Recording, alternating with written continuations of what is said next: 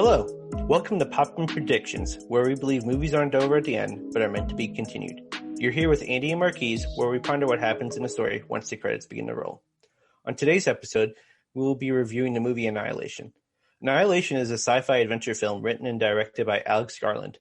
The movie follows a biologist who signs up for a dangerous and secret expedition into a mysterious zone where the laws of nature don't apply. This movie is rated R for violence, bloody images, language, and some sexuality. And as always, spoilers ahead. Hey, Marqueze, why don't you annihilate this movie description for us? He's dead already. Dead on arrival. He's been annihilated. He's dead.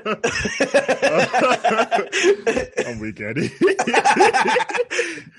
All right, yes, I'll do my best. So, Annihilation. Yeah, so first thing to know is that this is a movie adapted from a book. And I know people sometimes have some feelings about that. I've never read the book, but this movie Annihilation is technically the first book in a series, though I think they kind of, Alex Garland, when he writes the script for it, I think he kind of meshes a lot of the books together. I'm not 100% sure. But anyways, as we mentioned, this movie follows a biologist who signs up for this dangerous secret mission. She basically signs up for this mission because her husband is in the military and her husband went away on a mission and she was not able to hear from him once he left. Like she did a lot of follow up, but nobody was able to tell her anything. She basically thought her husband was just dead. And then a year later, after he goes on this mission, he appears just in their home. And she's freaking out, super excited, but she notices that there's something drastically wrong with him. Like he's just off.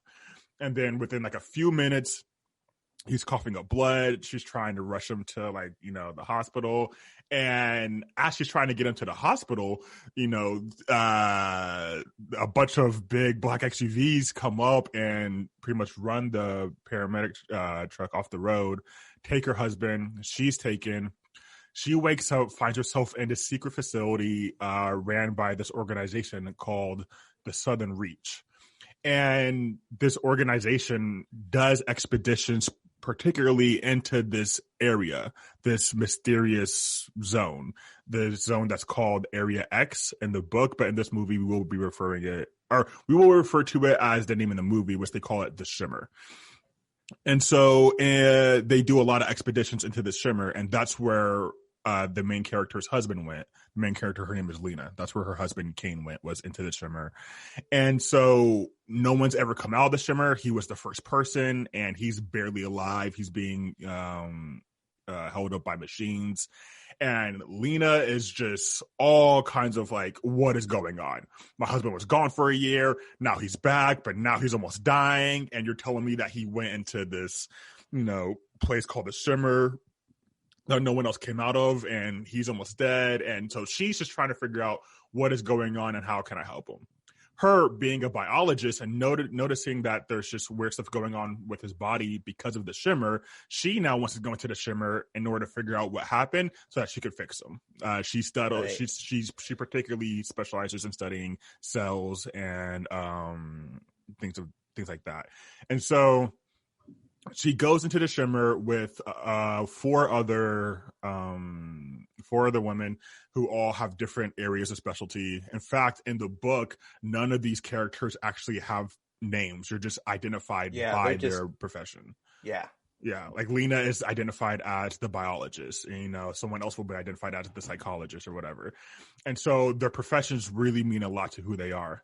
So long story short, all five of them go into this Shimmer, and just scene after scene after scene, things start unfolding that kind of make it like, wait a minute, this is way different than we thought it was going to be. Like, we didn't know what was going to happen, but this is way more intense than we thought. And the movie kind of just ends with a bang.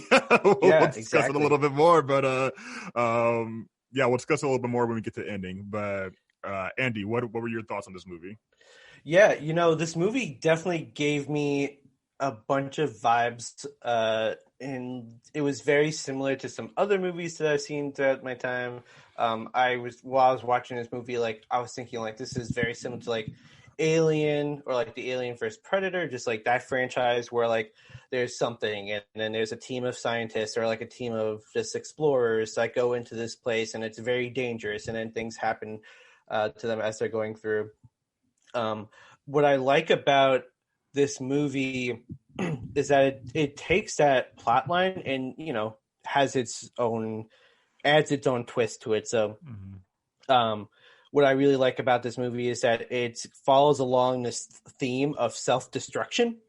And so each of the characters has something that is a major flaw to them. So Lena cheated on her husband.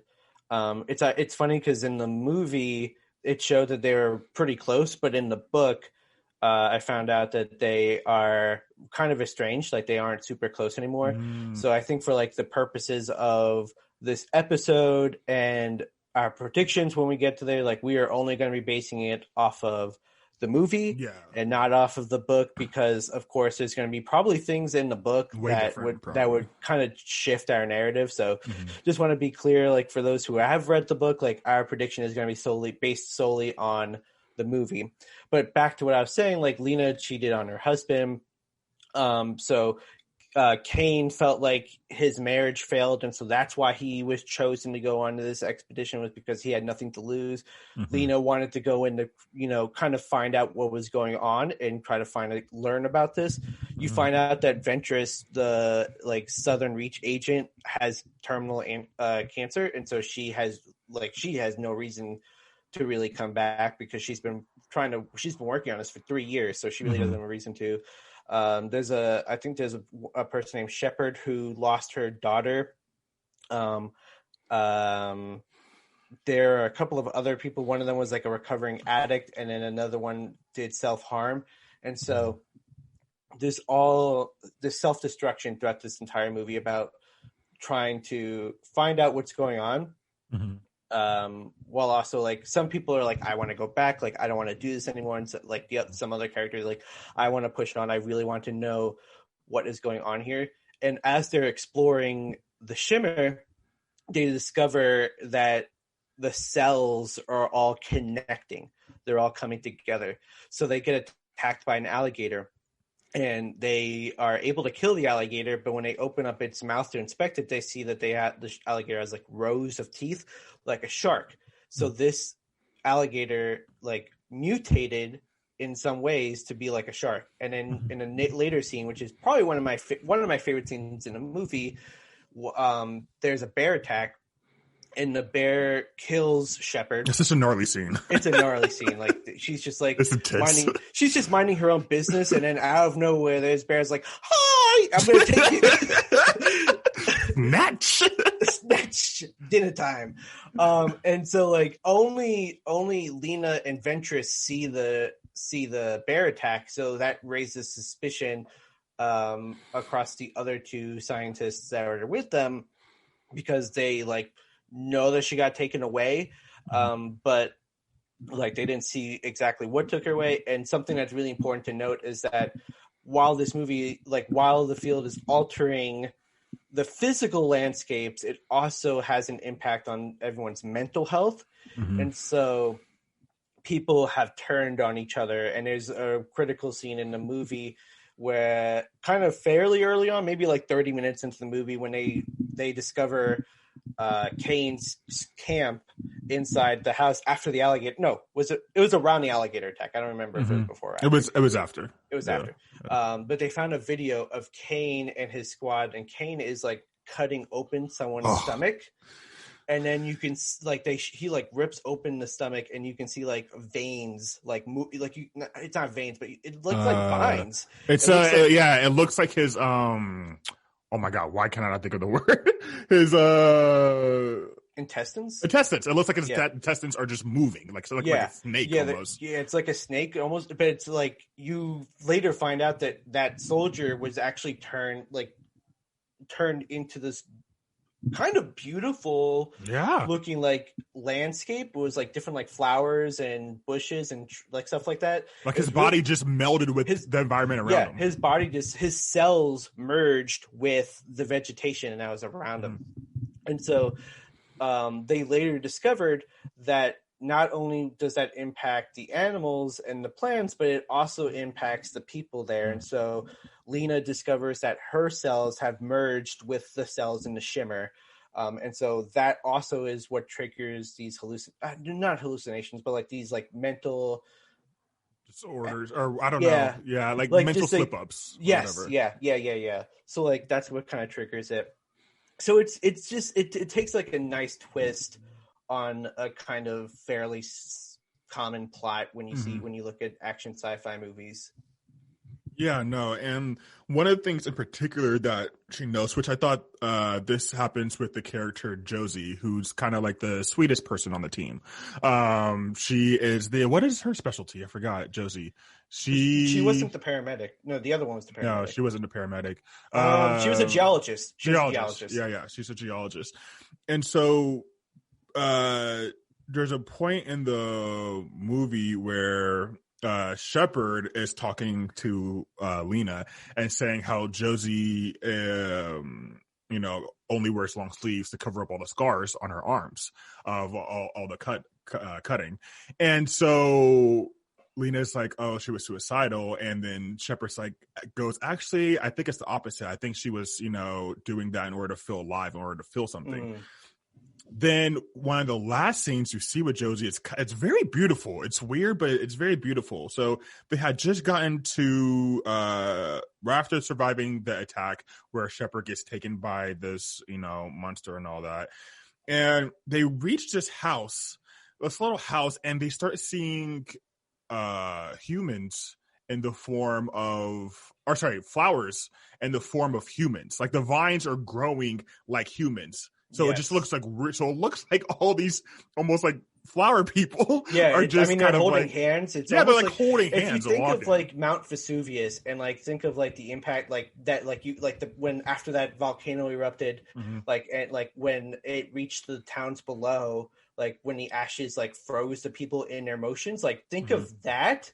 But like instead of it being ashy, it's like vines and leaves and flowers and stuff like that. Yeah, exactly. And so that's where she comes to the realization of what's happening in the shimmer is that everything is refracting, nothing's leaving it. So all DNA in the shimmer is being refracted and interacting with other DNA. DNA between different species that isn't supposed to be combined is combining. And so this is where Josie kind of comes to this realization of she no longer wants to fight this change that's happening to her. She notices everyone else is trying to fight her or stop it, and she just doesn't want to die screaming or be the last memory of her being one where she is screaming or yelling or anything like that. And so she kind of walks away, and it's like kind of weird scene. Like you start seeing all the cuts on her arm because she finally has a short sleeve shirt on, and you see all the cuts on her arm, but then like plants are growing out of those cuts, plants and flowers. And so the part of her that kind of showed the most pain is now starting to show beauty, and she goes and turns into just almost like vine. And it's a really kind of beautiful yet trippy scene, especially if you consider her backstory. It's just go ahead. I think that you're right. And I think that as you're talking about this, I was thinking about like this theme of self-destruction all these characters are having, like aside from Shepard's death, because Shepard's death was this super brutal, like there was a point of clarity and at peace for everybody's death. Oh wow, I didn't even think about that. Yeah, that's true. What was the name of the paramedic? Anya. Yeah. Anya was having one of those mental slip-ups where I think something, when we were talking about the expeditions, like it's very common for like at some point during the expeditions that people turn on each other. And I think that they meant, it was the two themes. It was like two themes. Yeah. Two things could happen. Either the team turns on each other or something inside the shimmer kills them. And so they were talking about that. And so Anya had Josie, Lena, and Ventress all kind of tied to its chairs, and she was talking about all of that stuff. And then she was accusing Lena of lying because that's where it's coming into the play, where like she didn't see Shepard's death. She just had to trust Lena for saying that she did. And then you hear a call for help, and it's in Shepard's voice. And Lena is like, I saw her. Like she didn't say this, but you can tell that she's thinking like, I saw her dead. Like, who is that talking that? Yeah. And Anya is just like, whoa. Shepard's alive. And then you see the bear. The bear comes, and the bear is. You find out that Shepard's cells was merged with the bear's when the bear killed her. Yeah. And so, getting back to what I was saying, like Anya dies in that scene, but there's a moment of peace when she's like, "I'm going to serve as this distraction. I'm going to serve as the sacrifice that because I found out the truth that like that Lena wasn't lying, that it was just all in her head. And so she distracted the bear so this way Josie could kill the bear. Josie has that moment of peace because if you think of her background and that like she was feeling suicidal, a lot of people that are or that she was experiencing self-harm, a lot of people that are experiencing that like might feel like they don't have a sense of control. And so like she was talking about how Ventress, like she wants to go further because she wants to learn about it. Lena wants to move forward because she wants to end it. Like so Josie's like, I don't want that. Like, and so when she leaves and becomes like the flower, like that's her making her decision, what she wants, and she takes control of her destiny in that phase.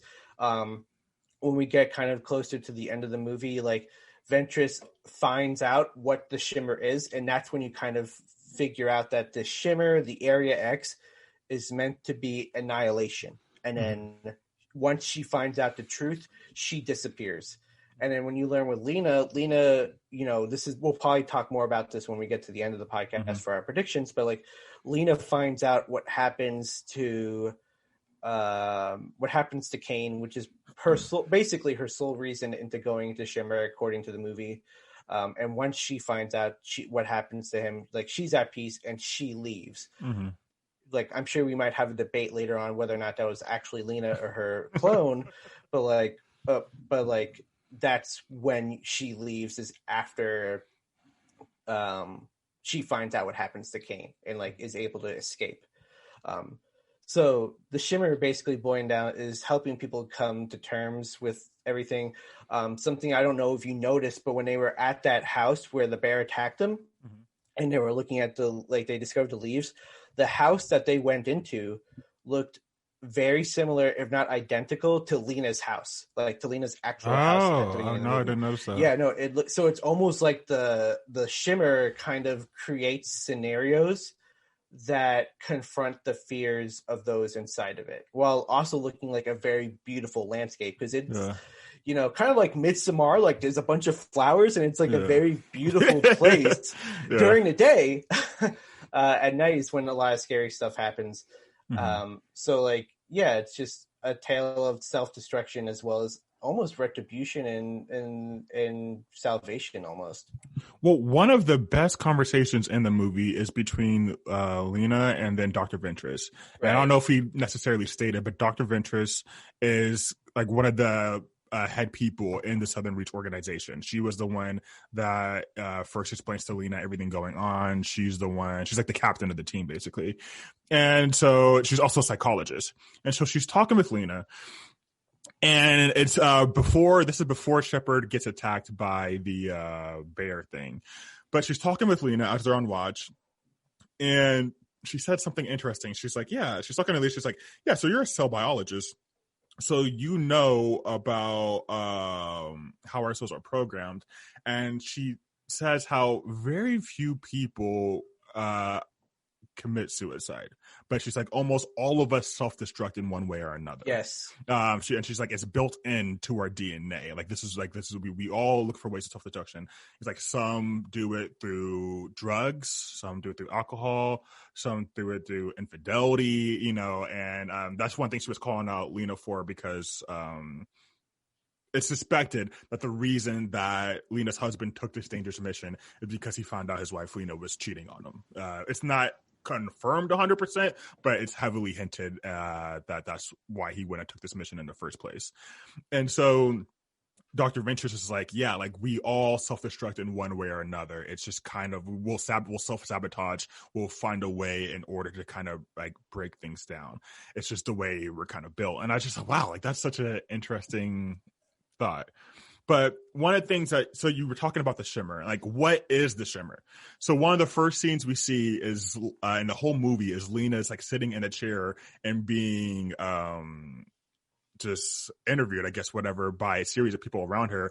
And one guy's trying to ask her, like, what did you see in the shimmer? What's happening? And he asks her, like, is it alien? And she's like, I don't know. Like, I don't know what it is. And then at the end of the movie, she's basically describing what has happened and this whole time. And then he's like, so it was an alien. And she's like, I don't know. Like she still gives that same answer. And I love it because the thing is like, we never really know what the shimmer is. And then he keeps trying to like, is it an alien? Is it hurting people? Is it doing this? And she's like, it's not purposely hurting people or making things better. Like it seems like it's just trying to learn. Well, it's not doing, to me, it's not, it's how do I explain it? It has no motivation.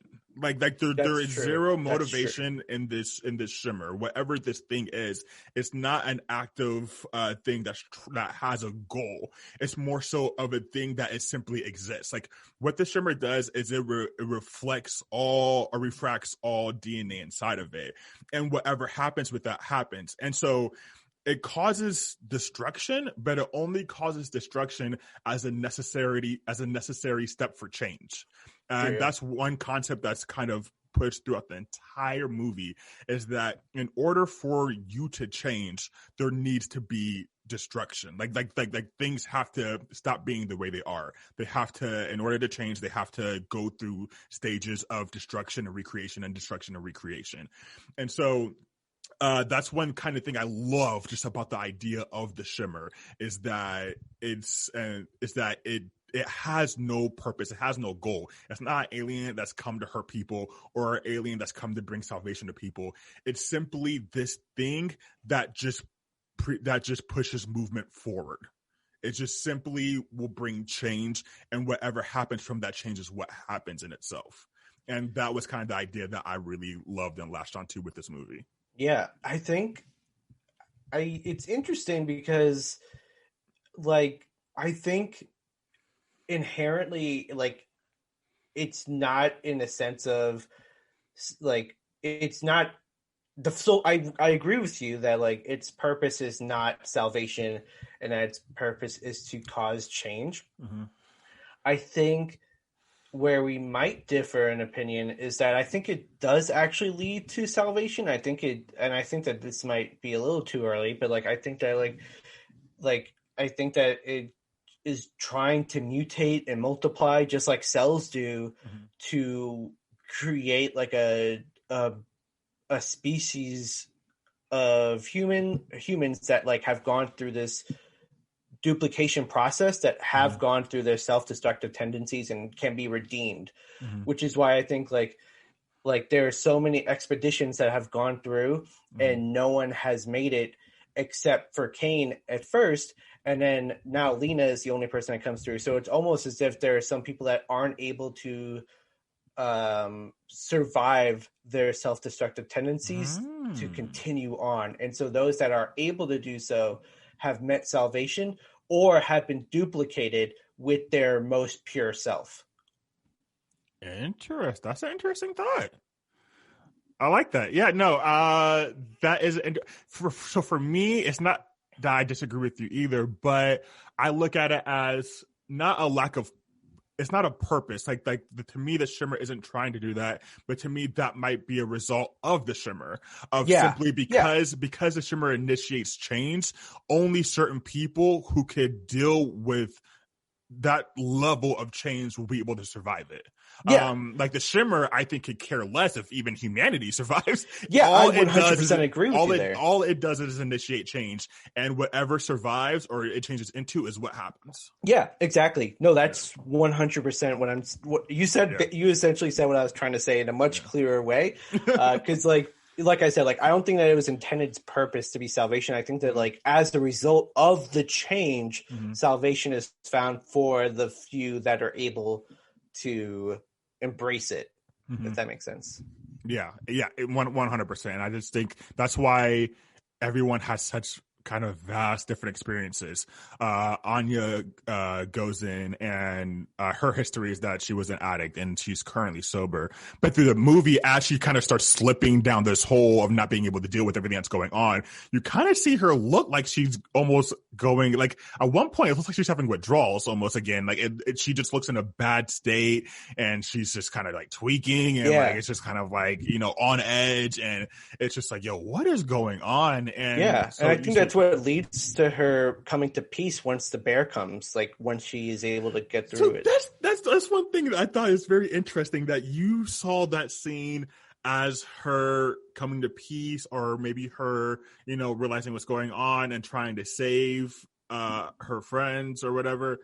I purely see that scene as not even her trying to save them as much as like, that bear just tried to kill me, I'm gonna kill this bear. Like I saw it like just as that much. But now hearing what you said, it's very possible that was her moment of clarity and that was a redemption type save. But to me, her mind had slipped so far, I didn't even think that far. I kind of just saw it as she is simply trying to kill this thing that just attacked her. It could be both. It could be. That's what I'm saying. It could be her trying to kill the bear, but because I agree with you that like she is definitely trying to kill the bear, but I think like she realizes in that moment that like if she is not able to kill the bear, at least she's luring the bear away so that somebody else can kill it. Because the bear's going to kill all three of them if she doesn't. The bear's going to kill all four of them if she doesn't do anything. Yeah. Because the bear was ready to attack him. Yeah. So, like, I think that she saw an opportunity to kill the bear. And I think not her first thought, but one of her thoughts in her mind was, like, if I don't kill the bear, at least, like, I'm giving my team time to figure out a plan to stop the bear or get away or escape, you know? Yeah, no. Yeah, that's fair. That's fair. All right, so yeah, that's the movie for the book. No, go ahead.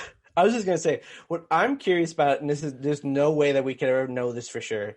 But what I'm curious about is like what I was saying earlier with like the house looking similar to what Lena's experienced. I'm wondering if like not the vegetation or like the environment looks completely different for everybody, but like I would be curious to know if like the house that they went into. Does it look the same to everybody, or because we are definitely following Lena, like we never really stray from a different character, like we are definitely following along Lena's perspective, from Lena's perspective. Yeah. So I'd be curious to know if like, because of the fact that we know that the shimmer causes mental challenges and stuff like that, that like if Ventress sees the house the same exact way, or if Josie sees the house the same exact way, like how it impacts people's perspectives on what they're seeing.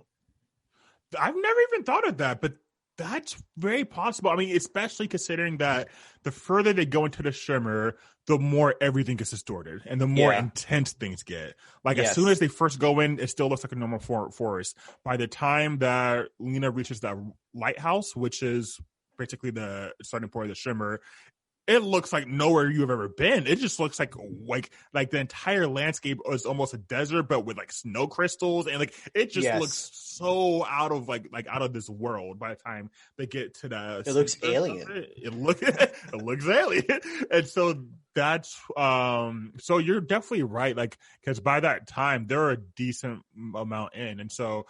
Once again, we are just getting this from Lena's perspective, and I haven't thought about that. It's curious. Yeah, and what was something else also is that like they set up camp like towards the beginning of the movie when they first enter the shimmer, they set up camp, but none of them recall setting up camp, like, and apparently they've gone through like 3 days rations. Yeah. So they So were none of them actually remember the first 3 days. yeah. So they actually were in the shimmer longer than they realized. Like, I think that what we watched them, it was like 6 days, but in reality they discovered that they've been in the shimmer for at least 3 to 4 days based off of the rations of food that they ate. So in total, they've been in the shimmer for about a week and a half, if not a little bit longer. There's one scene where Lena's being interviewed by that one dude back at the facility, and he asks how long Lena was in there, and Lena says a couple days or a couple weeks. Like she just has no idea. They just have no concept of time. There's no concept of time. Like everything, it's just kind of like you're just existing. Like it's almost, once again, like you're becoming like a shimmer. Like you're just going forward. that's all you. Yes. That's all you know is you're just moving forward. Yes. But yeah, okay. So that's kind of the gist of this movie. Now, the ending. Andy, if you want to like talk about the ending and then how you see this continuing, I'm very curious of what you're about to say. Oh boy. Okay. So, if you could start with like Lena reaching the White House, basically, or not White House, the lighthouse. Yeah. So Lena, like as we were talking about, she gets to the lighthouse, and as she's walking there, like it's that winter desert place that Marqueze was just describing. She gets inside and she sees a camera, and she sees like a skeletal body that like is surrounded by ash. And so she watches a video, and the video shows her husband Kane up against the wall, and he's holding a grenade, and he is talking to the camera, and he's telling the person behind the camera to find Lena. Like let her know that I love her, all that good stuff. And then like he pulls the pin, the grenade goes off, and Kane dies. And then you discover, and this is what I was kind of hinting to earlier, that Kane's cells were cloned. And so you find out that the person that she made contact with was not actually her husband, but more of like a clone duplicate of him. And so that kind of explains why he was acting weird in the beginning, was because of the fact that it wasn't really him. It was just a clone that looked like him. So then she ventures further inside a hole in the lighthouse, which we could be alien. It could be where a meteor struck lighthouse. And so she goes inside and she finds Ventress. And Ventress kind of explains the purpose of the shimmer, and that the point of everything is annihilation. And as soon as she says annihilation, like she like opens her mouth and like a light beam pops out. It's a very visual. Light is just shimmering from all of her orifices. It's very beautiful. And then Lena gets sort of hypnotized, which I think was actually scene. which I think was kind of a nod to the book, because Ventress in the book uses psychology to be a hypnotist. And so she actually hypnotizes everybody to go into the expedition. So like, I think that like, another small detail for you. So I think that like that was kind of a nod to the book, that like she's hypnotized because of what happened. And then a piece of Lena's blood falls into the light, and a metallic being comes out. And the music during the scene is so great. Yeah, it's great. It's awesome. Great score during the scene. And so this is where I was coming from earlier, where I was like, this thing is just trying to learn. Because it doesn't, the metallic thing, like my first thought was, okay, like this is the final boss. Like, like get Mario, get Bowser, get that Nintendo music playing, because this is gonna be a showdown. But in reality, what actually happened was that the metallic being copied everything that Lena was doing. Like Lena moved her hand, the metallic thing moved her hand. Lena fell to the ground, the metallic thing fell to the ground. And so Lena runs to the door, and the being chased her. And when I was watching this, I was like, okay, cool. Like the metallic thing is trying to kill her. But in reality, the metallic thing is really just copying her movements. And so Lena just like eventually lets go of the door. I think she actually suffers a concussion because she gets kind of dizzy. And then she walks over to where her husband's corpse is and finds another grenade. And as like the longer that the event is going, the more that the metallic person is getting some more detail. So like it looks like a metallic green blob, and then slowly changes into like a humanoid looking thing. So Lena puts the grenade in the metallic person's hand, pulls the pin, like backs up towards the door, which is causing the metallic person to back up towards the wall. And then the grenade goes off and kills the metallic being, destroys the lighthouse, destroys the shimmer. And then that's when she ends up back in the lab. She's being interrogated. She finds out that her husband is stable and lucid.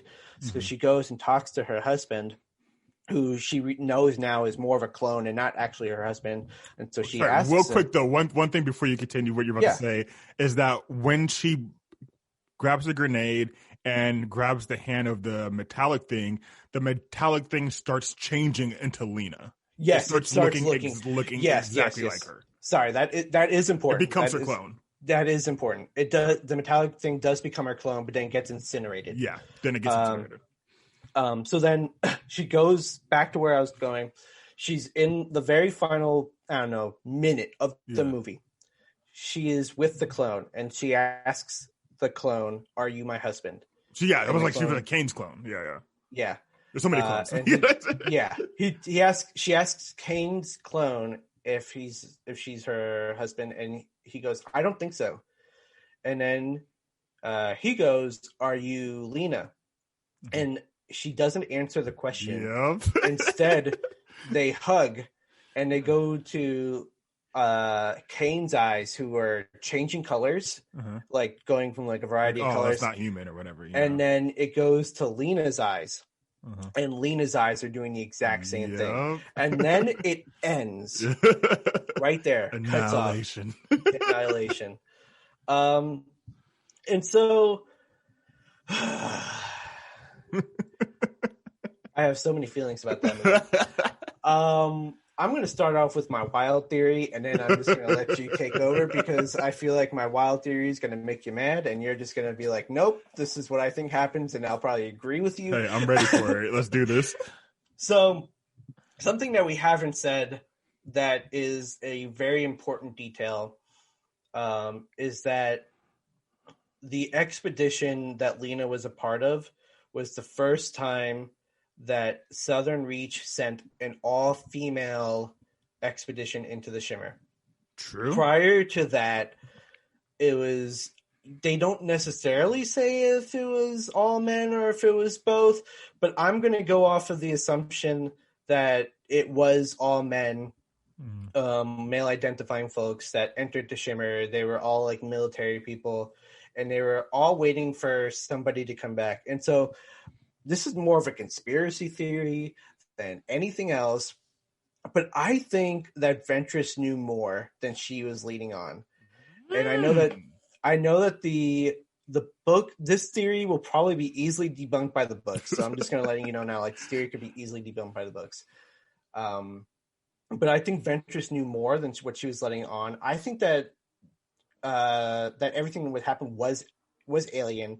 Ventress actually could have been altered in some way, because she's been working on this for 3 years. So I think her DNA at some point was altered by what was going on with the Shimmer. And so Ventress knew a little bit more. Kane came back.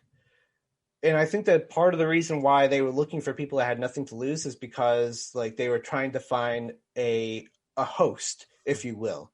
Like the Shimmer like impacts people's DNAs. So they had a male host in Kane. It might not have been the original Kane, but they had Kane's DNA in the clone. Now they needed a female clone, a female host.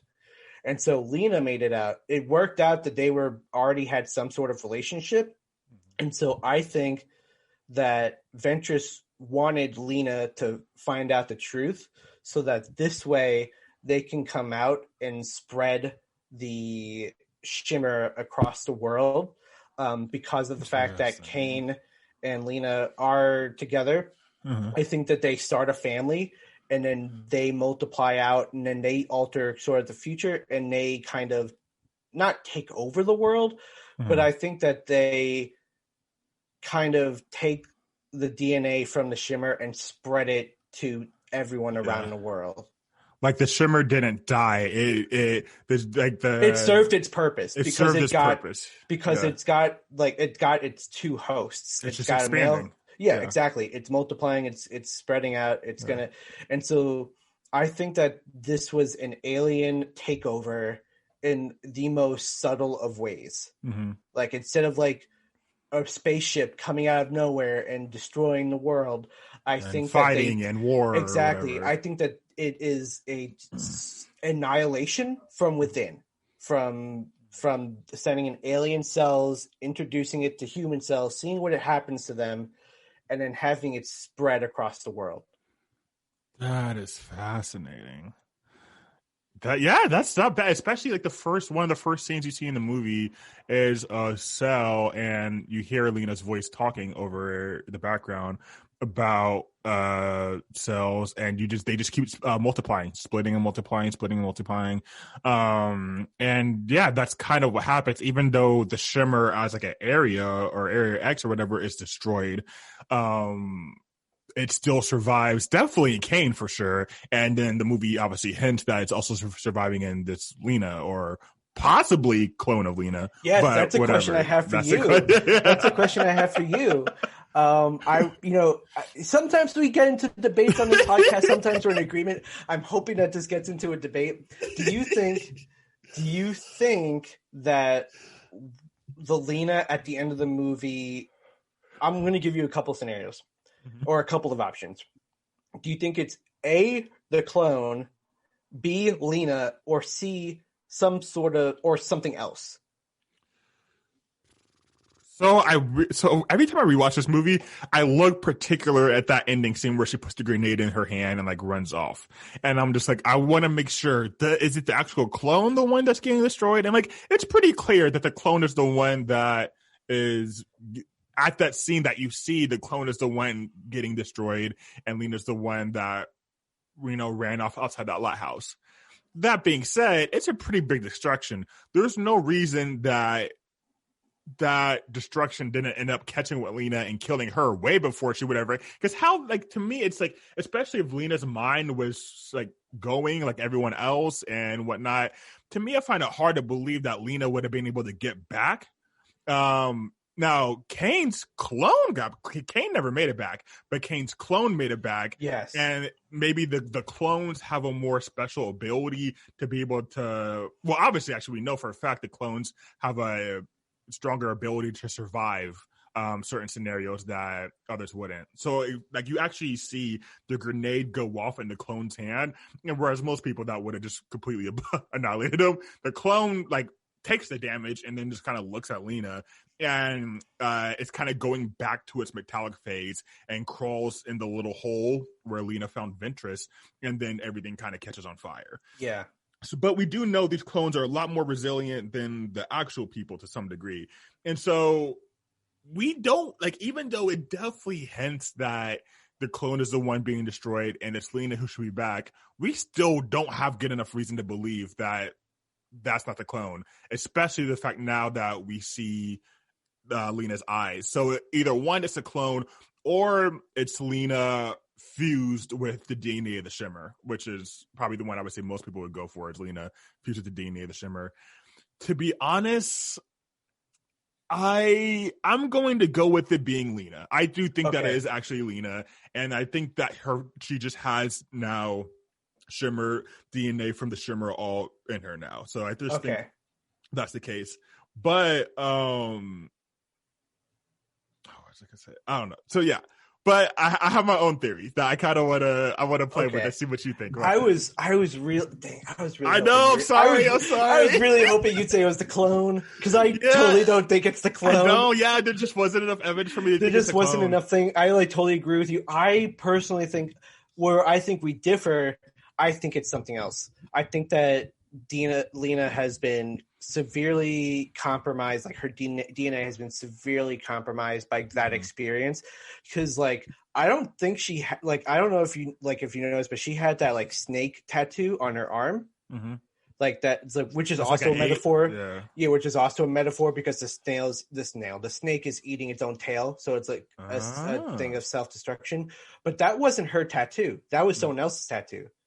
So it started. Yeah, it wasn't her tattoo. It started off as like a remit, like a blemish, like or a rash on her arm, and it turned into the tattoo. The tattoo actually was from the soldier, who got like turned into the wall at the beginning of the movie, and you saw it because you saw his arm on the wall, and it had the snake tattoo there. Yo, I did not catch that. Yeah. Good catch. So I think that she's something else. I think that it's the I think Lena is the host, but she has all of the DNA from the Shimmer. Dead bodies, animals, whatever. Different like the bodies, the deers that she saw, the bears, like everything. I think that she's something else now. Gosh. Well, actually, quick side note. What was your favorite thing that you saw inside the Shimmer? I know this is really twisted, but I think my favorite thing inside the Shimmer was was that scene when they discovered the soldier's dead body that was like turned into the wall. Yeah. Because like it was disgusting, but it was also beautiful in a sense, because like you go in and you see the one of the first things that I noticed at least was that like the top half of this guy's face, so like from like the top part of your teeth and up was like one direction, and then his jaw was like in a different direction. So like that was kind of gnarly, but it also turned into something beautiful. Like it was just really like a nice thing, which I think is the best way to summarize what happens to you in the Shimmer. Like your mental health goes away somewhere else, and you end up turning into something else, and you change into something beautiful after your self-destructive nature is gone. So yeah, but what about you? So I mean, I thought that was actually a pretty cool scene, but the most beautiful thing I think I saw in there's a scene where Lena's describing, because every once in a while the movie will cut back to Lena being interviewed by the Southern Reach. It just like the movie starts there, the movie basically ends there, and then throughout the movie it'll kind of cut back and show that like she's being interviewed. And so one scene it cuts back and the guy's asking her, so like, what did you see in there? What was going on? And she's like, well, there's lots of things. Like there's even duplicates. And when she says that, it cuts back to the Shimmer, and there's a scene where there's just these two deer, and they have huge antlers, but their antlers are like sprouting flowers. So there's flowers on their antlers, but there's two of them, and they move in perfect unison, almost as if they're one. Yeah, almost as if the other's a clone. Yeah, they duplicated. Yeah, so they move perfectly in sync, and they just start like hopping away. And like there's all the flowers on the antlers, and it's like it's creepy because it's disturbing, but it's very beautiful. Yeah. So yeah, I thought that was really cool. I think so too. Yeah, that was a really nice one as well. Yeah. But what about your predictions? What do you think? My prediction. Oh boy. So it's not far off from yours actually, but. Okay. So we do know, what's one thing we know? That when Kane reached the lighthouse, he got a clone. There ended up becoming a clone. Yes. When Lena reached the lighthouse, we saw a clone. Are you saying that there might be a Ventress clone out there? We never saw a Ventress clone. Oh, love this. Yet she obviously made it as far as the rest of them, because she was like not only in the lighthouse but in the hole where it seemed like the Shimmer was starting. Yeah. And especially if it was like in her and she was like doing all this other crazy stuff.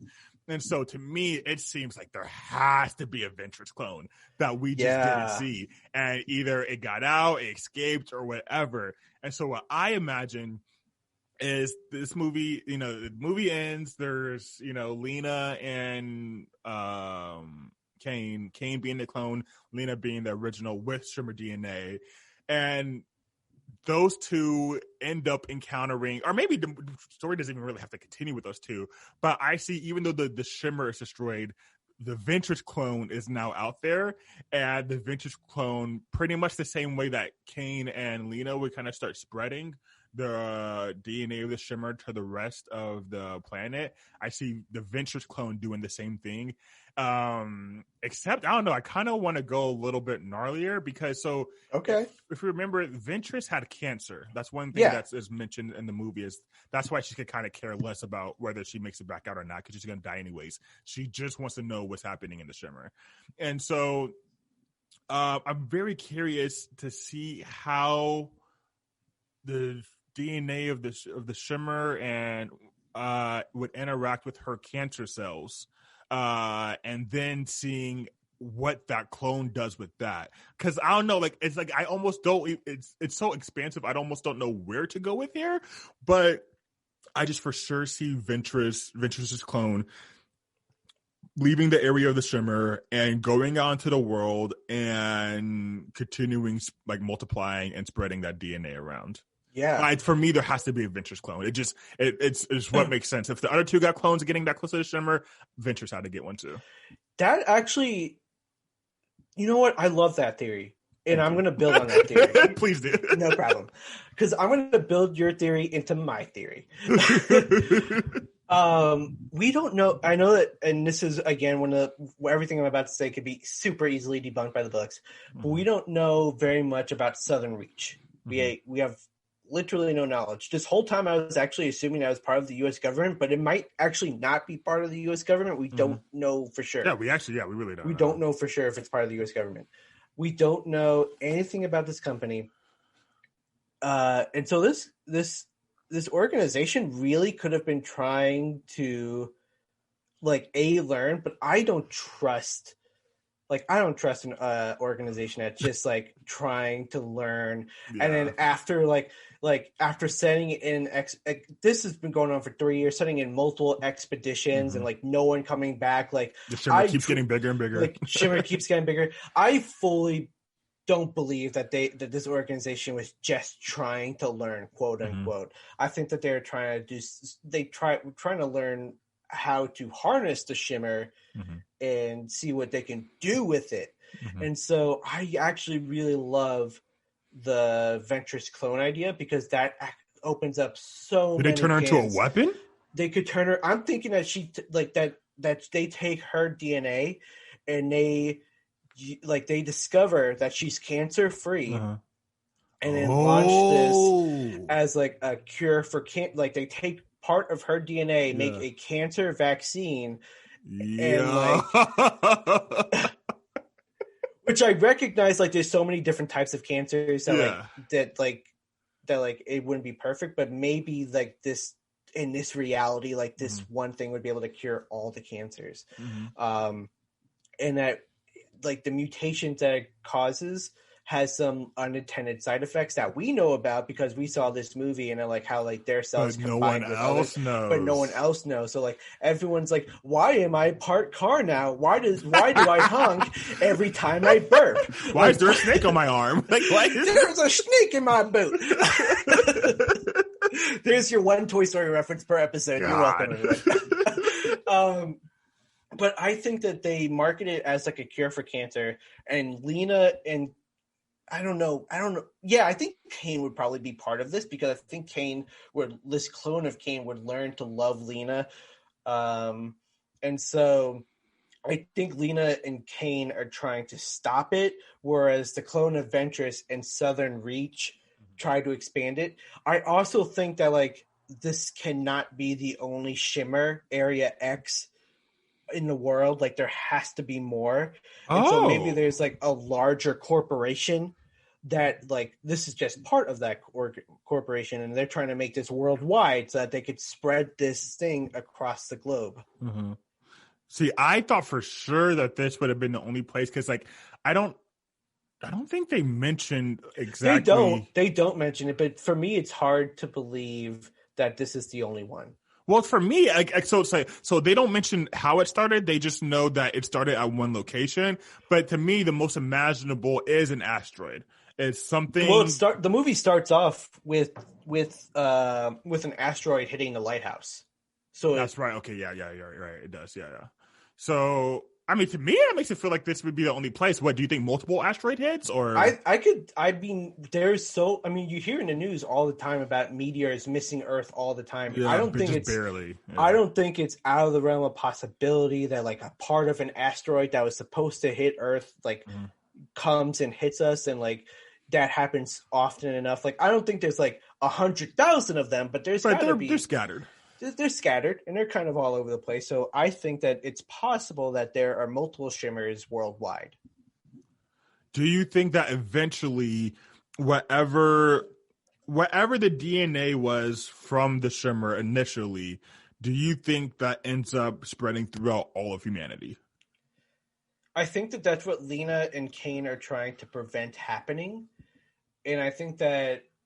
Are they trying to prevent it?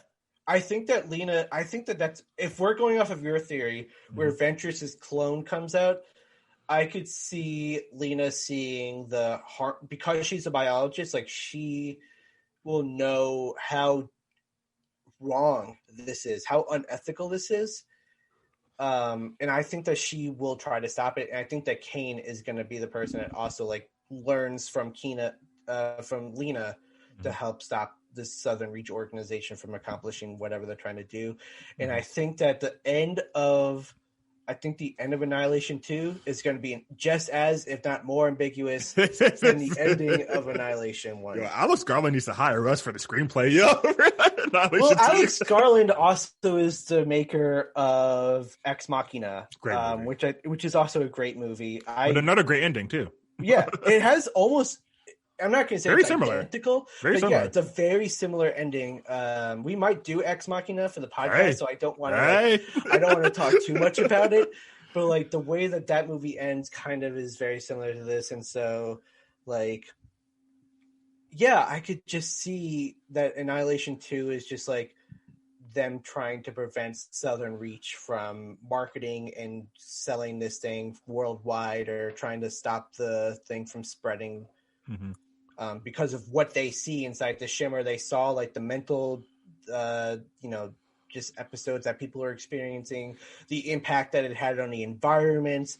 Like Lena knows all of this, whereas Ventress, like we know, like we don't know too much about her other than that she has cancer. We don't know anything else about her. So she really could have like harmful intentions after finding out that she doesn't have cancer anymore. Yeah. No, that's 100%. Right. So on a completely opposite spectrum, do you envision any world where there's just the Lena clone, or sorry, not Lena clone, just Lena, and then the Kane clone, and they just go back home and have a nice little peaceful life as half alien? I could see that. I'm not going to lie to you. I could see that happening, but I think that the problem with that is that the shimmer DNA is already inside them. So literally just by touching a surface, they are sharing their DNA with the surface, and that surface changes. Only in the shimmer did that happen, though, because the shimmer was refracting the DNA. That's true. So maybe outside of the shimmer, even though the DNA from the shimmer is in them, it's no longer being refracted. So something as simple as a touch might not any longer... I mean, what also could possibly happen is that one of them bleeds, and then a random animal gets touched by it, and then they spread it across. Yeah. I think that we definitely live in a society that knows how easily disease can spread. Exactly. So I think that is definitely possible, and I mean, based off of how Lena reacted to seeing Kane's clone, I think that is plausible that like she goes and tries to live off by her own with the Kane clone and tries to have like a normal-ish life. But I think that no matter what, there's going to be some sort of incident that happens to where their DNA catches with like a plant or an animal or another human, or they have a kid and their kid's DNA, like something happens to the kid and the kid's DNA matches with something else.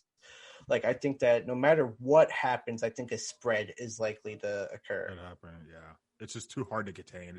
It's unless Southern Reach contained them. Unless they never let them go. Let them out. Which, to be honest, to me that seems like if there wasn't the like just our whatever predictions, but like a legit. Like, to me, I don't feel like Southern Reach would let them go. Yeah, I don't think that they'd ever let them go. Yeah. That doesn't mean that they can't escape. Yeah, exactly. They would have to try to escape. I feel like with their powers, they could easily find a way to escape. They could easily find a way to get out. Are we coming up with a whole new prediction right now? I guess we are on Lena Kane escaped the Southern Reach. Yo, I think so. That could definitely be a second book, 100%.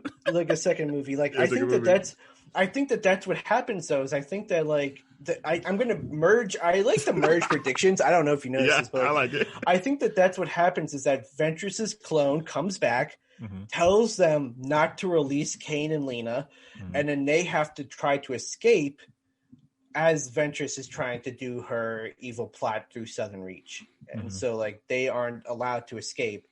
And then after they escape, they're trying to shut down Lena and Southern Reach from whatever they're trying to accomplish. Gosh, this is...